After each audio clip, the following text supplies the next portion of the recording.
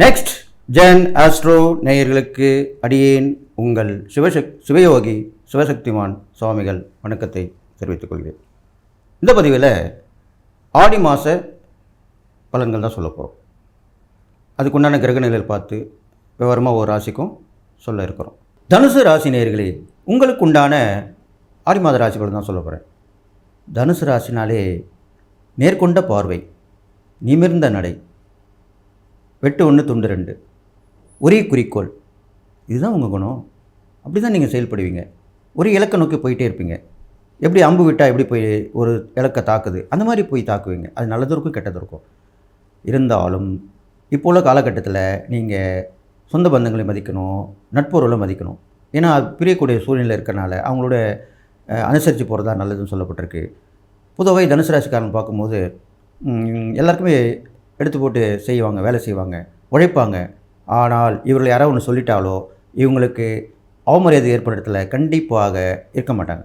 விலைக்கு வந்துடுவாங்க, தனியாக போயிடுவாங்க. கோபத்தை வெளியே காட்டிக்க மாட்டாங்க. காட்டினால் ரொம்ப அதிகமாக இருக்கும். அப்படிப்பட்டவங்க தான் இந்த தனுசு ராசிக்காரங்க. அப்போது நீங்கள் என்ன பண்ணணும்? தனிமையிலிருந்து தியான மார்க்கமாக இறை வழிபாடெலாம் செஞ்சுட்டு வந்தீங்கன்னா இதெல்லாம் சாந்தமாகி எல்லோருக்கும் நல்லவர் என்ற பெயர் எடுப்பீர்கள். அப்போ இந்த ஆடி மாத கிரகநிலை பார்க்கும்போது உங்களுக்கு உங்கள் ராசிக்கு பார்த்திங்கனாக்கா 3ஆம் இடத்துல ராகுவும் சனி இருக்காங்க. அப்போது முயற்சியால் ஜெயம். முயற்சி பண்ணிங்கன்னா கண்டிப்பாக வெற்றி உண்டுன்னு சொல்லுது சாஸ்திரம். அது விடாமுயற்சியாக கூட இருக்கலாம். துணிஞ்சு இறங்கணும். ஒரு சாகசமான செயலை கூட செய்யலாம். சாதனை புரியலாம். சாதனை புரிகிறாங்க இல்லையா, கின்னஸ் ரெக்கார்டில் வருதுன்னு சொல்கிறாங்க இல்லையா, அதே நீங்கள் செய்யலாம். அதுக்குண்டான நேரம் தான் இப்போ வந்திருக்கு உங்களுக்கு. அப்போ கண்டிப்பாக செஞ்சு தானே போகிறீங்க. செஞ்சிங்கன்னா உங்களுக்கு அந்த சாதனை மூலியமாக பெயர், செல்வம், செல்வாக்கு, அந்த எல்லாமே கிடைக்கும். அடுத்தது பார்த்திங்கன்னா தாயார் வழி உறவு பலப்படும். தாயார் வழி உறவினர்களை நீங்கள் தக்க வச்சுக்கணும். அவங்களோட விரோத போக்கை உண்டாக்கக்கூடாது. அன்பாக ஆதரவாக இருக்கணும். இதை நீங்கள் பண்ணிட்டு வரணும். அடுத்தது பார்த்திங்கனாக்கா பெண் வழி தொடர்பில் கொஞ்சம் பிரச்சனை வரத்துக்கு வாய்ப்பு இருக்குது. நீங்கள் எதுவும் அவங்களுக்கு உதவி செய்கிறேன்னு சொல்லக்கூடாது, ஏமாற்றக்கூடாது, வாய் வார்த்தை கரெக்டாக இருக்கணும். இது மாதிரிலாம் பண்ணிட்டு வாங்க. அதுக்கப்புறம் பார்த்திங்கனாக்கா குருவும் புதன் உங்களுக்கு 7ஆம் இடத்துல இருக்காங்க. குரு உங்கள் ராசியை பார்க்குறார். அப்போது குரு பார்க்கக்கூடிய நன்மைன்னு சொல்லுவாங்க இல்லையா, அந்த வகையில் உங்களுக்கு கணவன் மனைவி பலப்படும். நண்பர்கள், பங்காளிகள், உறவுகள், பங்குதாரர்கள், கூட்டாளிகள், இவங்க மூலிமா நல்ல லாபங்கள் ஏற்படும். நீங்கள் தனியாக பண்ணுறதை விட கூட்டாளிகள் முறைப்படி செஞ்சிங்கன்னா உங்களுக்கு வெற்றி கண்டிப்பாக வரும். டீம் ஒர்க்குன்னு சொல்கிறாங்க இல்லையா, அது கண்டிப்பாக உங்களுக்கு சக்ஸஸ் ஆகும். புதன் கூட இருக்கனால 7ஆம் இடத்துல இருக்கனால தாய் மாமன் உறவை நீங்கள் பலப்படுத்திக்கணும். தாய் மாமன் உங்களுக்கு இருந்தாங்கன்னா மாமனோ மாமன் மச்சான்னு சொல்லுவாங்க இல்லையா, இந்த 2 உறவு இருந்தால் அந்த 2 உறவை இந்த நேரத்தில் நீங்கள் பலப்படுத்தி கொள்ள வேண்டும், புதுப்பித்து கொள்ள வேண்டும், பயன்படுத்தி கொள்ள வேண்டும். அப்போ கண்டிப்பாக நல்லது நடக்கும்.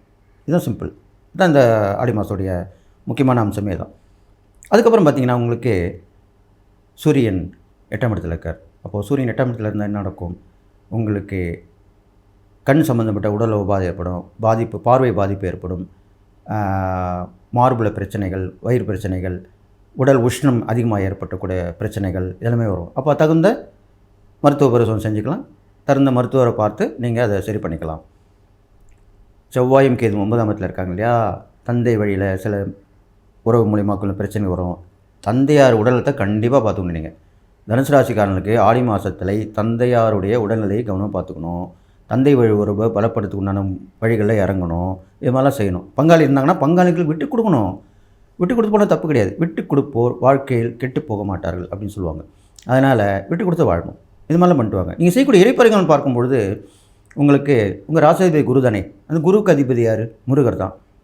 முருகன் யார்? எல்லாம் தெரிந்தவர், எல்லாம் அறிந்தவர். ஓம் என்ற பிரணவ மந்திரத்தை சிவனுக்கு போதித்த அந்த சுவாமிநாத சுவாமி தான். அவர் திருச்செந்தூரில் இருக்கார், சுவாமிமலையிலும் இருக்கார். இந்த 2 தெய்வங்களையும் முருகரையும் வணங்கி வரணும். சுவாமிமலை முருகர் வழிபடலாம், திருச்செந்தூர் முருகர் வழிபடலாம். இந்த 2த்தையுமே வழிபடலாம். நீலநிலை அருகில் முருகர் வழிபடலாம், வள்ளி தெய்வானோடு சேர்ந்த முருகர் வழிபடலாம். இதெல்லாம் பண்ணிட்டு வரலாம். ராமர், சீத்தை, லக்ஷ்மணன், ஆஞ்சநேயர் இருப்பாங்க இல்லையா, அவங்க எல்லோரும் ஒரு சேர வழிபடலாம். இதெல்லாம் பண்ணிட்டு வரலாம். இதெல்லாம் பண்ணிட்டு வந்தீங்கனாலே உங்களுக்கு கெடுபலன் கொஞ்சம் நற்பலன் வரும். செய்யக்கூடிய தான தர்மங்கள்னு பார்க்கும்பொழுது குழந்தைங்களுக்கு கண்டிப்பாக பண்ணுவோம். இப்போ ப்ரீகேஜி, எல்கேஜி பசங்க, சின்ன பசங்க படிப்பாங்க. இதில் பணக்கார பசங்க தான் படிப்பாங்கன்னு சொல்ல முடியாது. ஏழைகளும் இப்போ சேர்க்குறாங்க, தனியார் பள்ளியில் படிக்கிறாங்க, கஷ்டப்பட்டு படிக்க வைக்கிறாங்க. அவங்களுக்கு உதவி பண்ணணும். அவங்க நீங்கள் தெரிஞ்சுக்கலாம். உங்கள் ஸ்கூல் போகும்போது உங்கள் பசங்களும் படிப்பாங்க. அப்போது கேட்டுக்கலாம், என்ன பிரச்சனை, எது பிரச்சனை அவங்க சொல்லுவாங்க. எனக்கு இந்த மாதிரி இருக்குது, இந்த மாதிரி இருக்குது, என் குழந்தைக்கு இந்த மாதிரி பிரச்சனை இருக்குது, இது மாதிரி பண்ணணும். அப்போ கண்டிப்பாக உதவி பண்ணுங்கள், தப்பு கிடையாது. நீங்கள் ஒருத்தர் உதவி பண்ணினால் உங்களுக்கு ஒருவர் உதவி பண்ணுவார். இதுதான் நடைமுறை. வாழ்க்கையினுடைய அம்சமே இதுதான். புரிதல் இருந்தாலுமே எல்லாம் சரியாகும். அப்போ இந்த மாதிரி தான தர்மங்கள் பண்ணிட்டு வரணும். இது மாதிரிலாம் பண்ணிட்டு வந்தனாலே இந்த ஆடி மாத கிரகணிகள் பிறக்கும்போது உங்களுக்கு எல்லாக்குள்ளேயும் ஏற்றமாக தான் இருக்குது.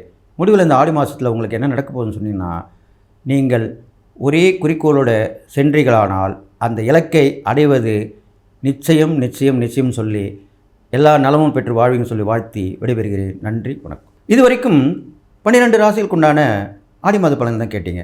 இது பொது பலன்கள் தான். இதில் 100% அக்யூரேட்டாக சொல்லணுமானா சொல்ல முடியாது. ஏனென்றால் அவர்களுடைய சுயஜாதப்படி தான் செய்ய முடியும். சுயஜாதம் பார்க்கும்போது அவங்களுடைய நடக்கிற தசாபுக்திகள், பிறந்தப்போ இருந்த கிரகணிகளை வச்சு தான் நம்ம பலன் சொல்ல முடியும்.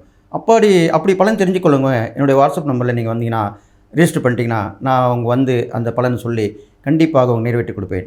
கிட்டத்தட்ட ஒரு 50 வருட காலமாக இந்த ஜோதிடத்தில் இருக்கிறனால கண்டிப்பாக உங்களுக்கு நல்லது செய்யணுன்றது நான் நினைக்கிறேன். அதை நீங்கள் பயன்படுத்திங்க. அதனால் இந்த ஆடி மாத கிரகணிகளை பார்க்கும்போது பொதுவான பலன் உங்களுக்கு 12 ராசிக்கு சொல்லி ஆகணும். அப்போது ஆடி மாதன்றது அம்மன் மாதம்னு சொல்லப்படுது. அம்மனில் நவகிரக நாயகின்னு சொல்லுவாங்க. யார்? கருமாரி அம்மன். திருவேற்காடு கருமாரி அம்மன் சொல்லுவாங்க. அந்த திருவேற்காடு கருமாரி அம்மனை இந்த ஆடி மாதத்திலே நீங்கள் 12 ராசியுமே போய் வணங்கி வழிபடலாம். அவர்கள் வழிபட்டீர்களானால் நவகிரகங்களும் உங்களுக்கு நன்மையை செய்யும் அப்படின்னு சொல்லி எல்லா வித நலமும் பலம் பெற்று வாழ போகிறீங்கன்னு சொல்லிவிட்டு, நீங்கள் இந்த பொது பலன் ஒரு 50%, 40% அப்படி தான் ஏற்றுக்க முடியும். முழுதுமாக எடுத்துக்க முடியாது. சில பேருக்கு நடக்கலாம், சில பேர் நடக்காமல் போகலாம். அதனால் அதை குழப்பத்தை ஏற்படுத்திக்காமல் சுய ஜாதகத்தை பார்த்து பலன் தெரிஞ்சுங்க. இதில் நான் சொன்ன பலன்களில் கண்டிப்பாக நிறைய பேருக்கு நடந்துட்டு தான் இருக்குது. அதை கமெண்ட்ஸில் சொல்லிட்டு தான் இருக்காங்க. அதனால் நீங்களும் உங்களுக்கும் அது நடக்கும்னு சொல்லி, நடக்காத உங்களுக்கு நடக்கும்னு நான் வணங்கக்கூடிய தெய்வத்தை வணங்கி நீங்கள் எல்லா நலமும் பெற்று வாழணும்னு சொல்லி வாழ்த்தி விடைபெறுகிறேன். நன்றி, வணக்கம்.